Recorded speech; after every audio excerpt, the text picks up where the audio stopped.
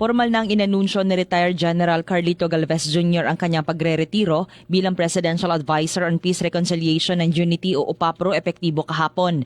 Sa kanyang official statement, sinabi ni Galvez na ang kanyang pagbibitiw ay bunsod ng personal na pangangailangan na tutukan ng kalusugan ng kanyang asawa at makapaglaan ng mas maraming oras sa kanyang pamilya, isang responsibilidad na anya ay matagal nang dapat nabigyang pansin. Sa kanyang pahayag, inilarawan ni Galvez ang kanyang paglilingkod bilang pinakamataas na karangalan sa kanyang buhay. Bago ang kanyang huling tungkulin, nagsilbi rin siya bilang 50th Chief of Staff ng Armed Forces of the Philippines, Chief Implementer ng National Task Force Against COVID-19, Vaccine Czar at Officer in Charge ng Department of National Defense.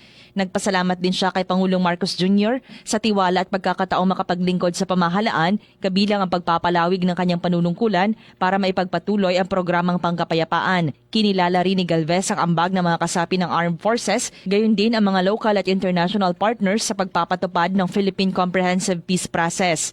Pinasalamatan din ito ang mga kawani ng UPAPRO sa kanilang dedikasyon sa pagsusulong ng kapayapaan sa bansa.